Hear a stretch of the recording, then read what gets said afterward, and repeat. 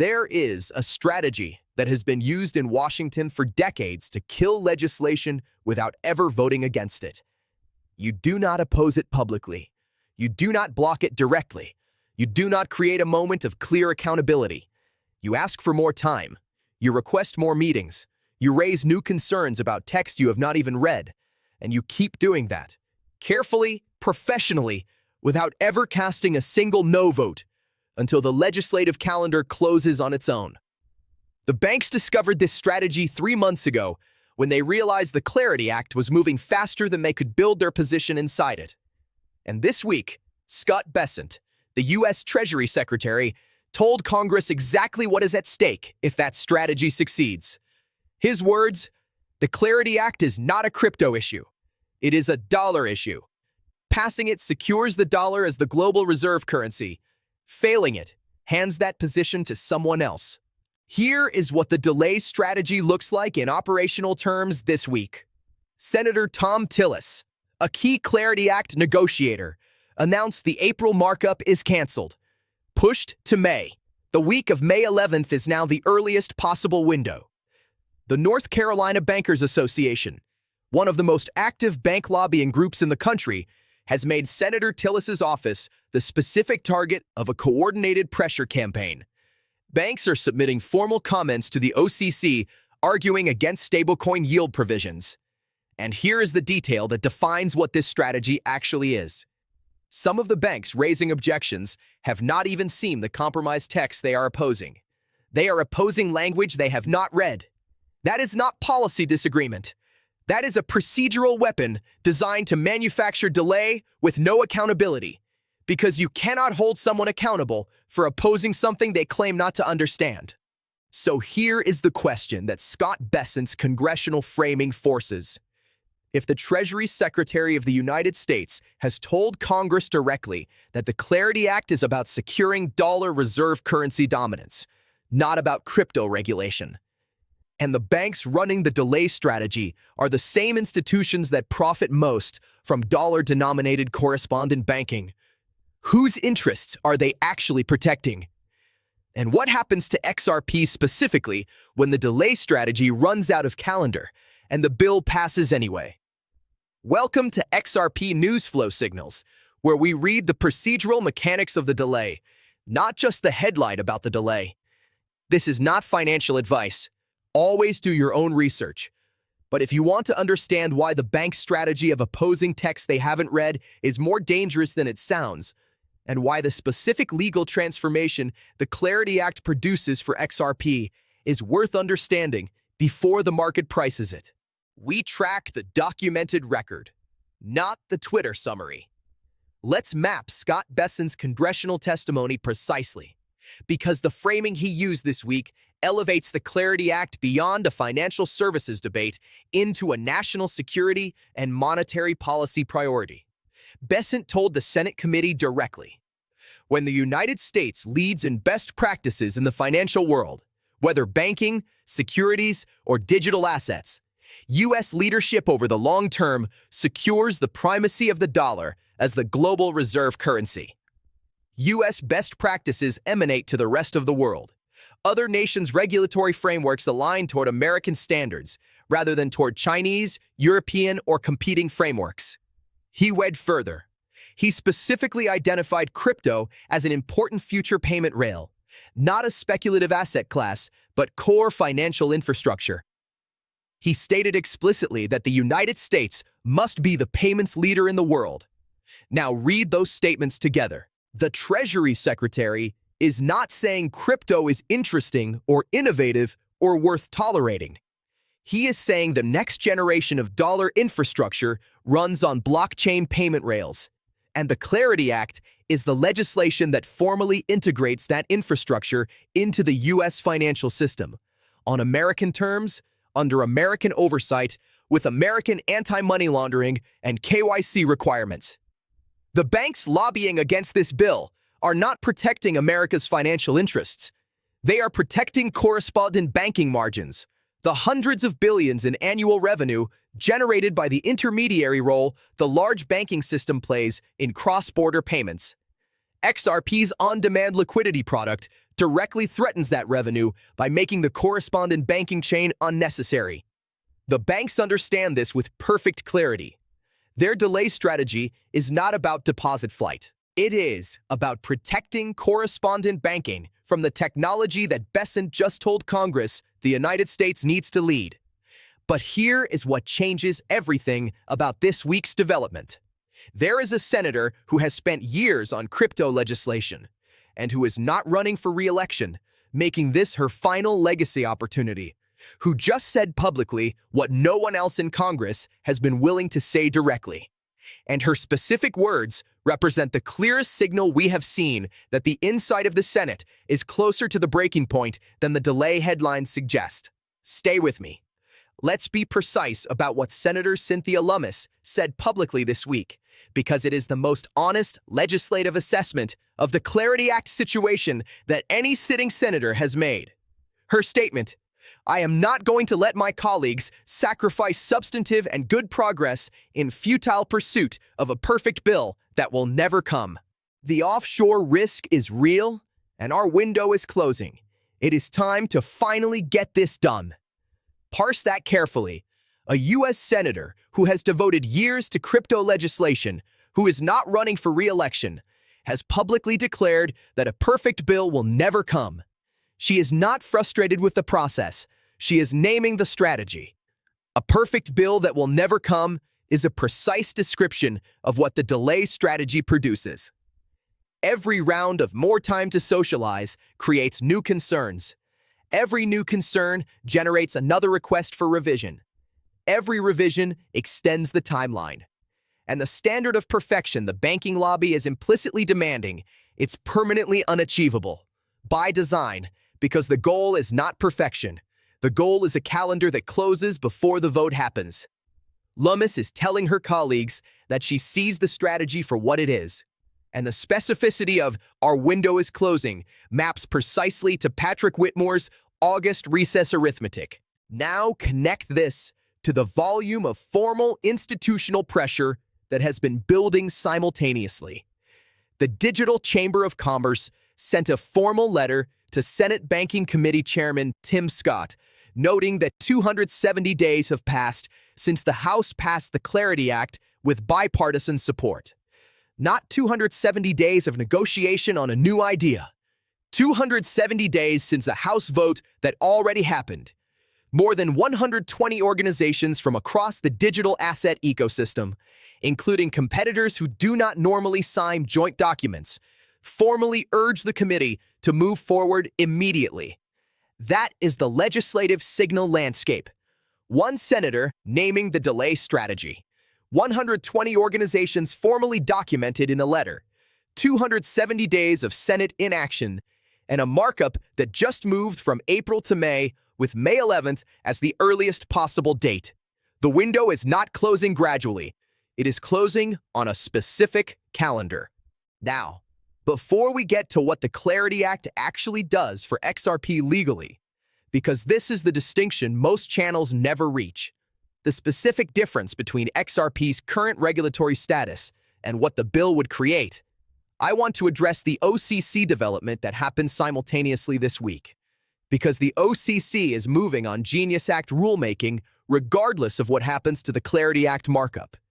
And what that tells you about the regulatory direction of travel is something every XRP holder needs to understand before the May timeline produces an outcome either way. Let's address the OCC Genius Act rulemaking because it is happening in parallel with the Clarity Act delay, and it tells you something important about the direction the regulatory framework is moving, regardless of the markup timeline. The Office of the Comptroller of the Currency confirmed this week that it has issued a proposed rule to implement the Genius Act, the stablecoin legislation that passed last year.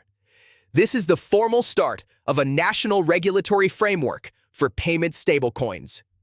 Stablecoin issuers will operate under a defined federal framework. OCC-supervised banks will fall under portions of the custody and compliance rules. This matters for two structural reasons. First, it demonstrates that the regulatory direction of travel is irreversible. Even if the Clarity Act markup slips past August and the bill is delayed into 2026, the broader digital asset regulatory framework continues advancing through multiple channels simultaneously. The OCC does not pause because the Senate Banking Committee is having a scheduling dispute. Second, it creates a specific incentive dynamic that the banks have not fully calculated. The longer they delay the Clarity Act through lobbying, the more the regulatory framework is set by agencies like the OCC through administrative rulemaking, where banks have significantly less negotiating leverage than they do in the legislative process. Every week the Clarity Act is delayed, a week of OCC rulemaking happens without congressional input. The bank's delay strategy is buying time, but they are spending that time in an environment where the regulator is setting the rules without them. Paul Grewal, Coinbase's head of policy, made a specific statement that captures the fundamental economic question at the center of this entire debate. His framing: lawmakers cannot claim to support clarity while trying to kill stablecoin rewards. The fight over rewards is a direct test of whether the new financial system is designed to benefit consumers through yield on digital dollar products, or to protect banks by maintaining the model where they capture the interest spread and pay depositors nothing. The White House's own economic analysis addressed this directly. No evidence of deposit flight since the Genius Act passed. Savings account deposits have actually increased. The bank's stated concern is not supported by the data they are using as justification. They are protecting the spread, not the depositors. And that brings us to the part of this analysis that most channels never reach, because it requires being precise about a legal distinction that is currently worth roughly the entire difference between XRP's current price and where institutional capital believes it should be trading. The distinction is between regulatory guidance and federal statute, and the Clarity Act converts one to the other. Let me map exactly what that means. I want to pause here, because connecting Bessent's dollar reserve framing to the delay strategy mechanics, to Lummis's naming of the perfection trap, to the OCC rulemaking direction, as a single coherent structural picture of where the Clarity Act actually stands and why it matters, requires reading the congressional testimony, the legislative timeline, the agency rulemaking calendar, and the institutional positioning data simultaneously. That is what XRP News Flow Signals does every week. Subscribe right now and turn on notifications, because the statutory versus regulatory distinction I am about to explain is the specific legal transformation that U.S. banks with the largest balance sheets are waiting for before they scale up XRP deployment publicly. When the Clarity Act passes, those announcements happen simultaneously. You want this framework in place before that simultaneous announcement produces a price move that retail tries to chase after the fact. Let's be precise about the specific legal transformation the Clarity Act produces for XRP, because this is the distinction that explains why institutional deployment at full scale has not yet occurred, despite everything already documented about XRP's regulatory status. Right now, XRP's status as a digital commodity rests on joint SEC and CFTC guidance and the 2025 court outcome. That status is real. It is documented. Major institutions cite it in their regulatory analysis, but it is not codified in federal statute. The absence of statutory codification creates a specific legal risk. A future administration with different regulatory preferences could reverse that guidance without passing new legislation. A new SEC director could reintroduce ambiguity.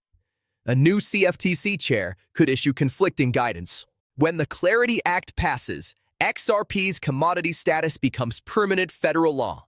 Changing it would require a new act of Congress, with full legislative debate, committee votes, floor votes, and presidential signature. Not an agency directive, not a regulatory guidance reversal, an act of Congress. That is the legal durability that the current regulatory framework does not provide. And that specific durability is precisely what U.S. banks with the largest balance sheets are waiting for before committing to full-scale public deployment of XRP integrated products. PNC Bank is fully live on RippleNet. Standard Chartered has published a $12.60 XRP price target by 2028. Brad Garlinghouse has been sitting at a table with Senators Hagerty, Moreno, and Scott, and with White House advisor Whitmore, specifically because he understands that statutory certainty is the key that transforms Ripple's U.S. acquisitions into fully scalable U.S. operations. Treasury, the National Trust Bank Charter, FedNow integration, the domestic money transmitter license network. All of it reaches its full operational potential when U.S. banks can deploy into the XRP ecosystem with the legal certainty that a future administration cannot reverse the classification without going back through Congress. That is what $1.43 does not reflect. That is what the bank's delay strategy is actually delaying. Let's close with the timeline reality, stated precisely, without comfortable softening. May 11th is now the earliest possible markup date. After markup, the bill must reach the Senate floor. It must reconcile with the House version. The reconciled bill must pass both chambers, and it must receive presidential signature, all before August recess. That sequence is tight, not impossible, tight. After August recess, senators return in September with midterm positioning math running. The banking lobby, the single largest donor class in American politics, gets exponentially more powerful once election cycles activate. The political will to fight them on behalf of crypto legislation narrows as midterm accountability concentrates the mind of every senator who has a banking constituent base. Senator Lummis has named the strategy. The digital chamber has documented 270 days of inaction. 120 organizations have formally demanded movement. The OCC is advancing the regulatory framework regardless. The White House has confirmed no deposit flight evidence, and the Treasury Secretary has told Congress this is about the dollar's reserve currency status, not crypto. The delay strategy has a structural flaw. It does not eliminate the urgency. It concentrates it. Every week that passes is a week closer to August, with fewer procedural steps remaining. The banks can buy time. They cannot buy the calendar itself. Lummis's line, "Our window is closing," is not pessimism. It is a countdown. And the Garlinghouse Senate meetings, the Whitmore stakeholder engagement, the 120 organization coalition letter, and the Bessent congressional testimony are all signals that the window closing is being felt by everyone inside the process. Let me leave you with the frame that makes all of this land correctly. The banks found the strategy that kills legislation without a vote. They are executing it. The markup moved from April to May, but Scott Bessent told Congress this is a dollar issue. Senator Lummis named the perfection trap publicly. 270 days of documented Senate inaction are on the record. The OCC is moving regardless. And the specific legal transformation the Clarity Act produces, converting XRP's commodity status from regulatory guidance into permanent federal statute, is the event that makes institutional deployment at full scale legally untouchable by any future administration. The banks are not delaying a crypto bill. They are delaying the moment when XRP becomes legally permanent. And the calendar they are counting on, August recess, is running out of weeks. If this precise mapping of the delay strategy's mechanics and the Clarity Act's statutory stakes changed how you see this moment, subscribe to XRP News Flow Signals before the May 11th markup produces an outcome the market hasn't priced. We track the legislative calendar, the regulatory direction of travel, and the institutional positioning signal before the statutory transformation makes the price move obvious. Drop one word below: statute. If the regulatory versus statutory distinction for XRP landed as the signal it is. Let's see who understands the legal architecture. Stay sharp. The signal does not lie. Not financial advice.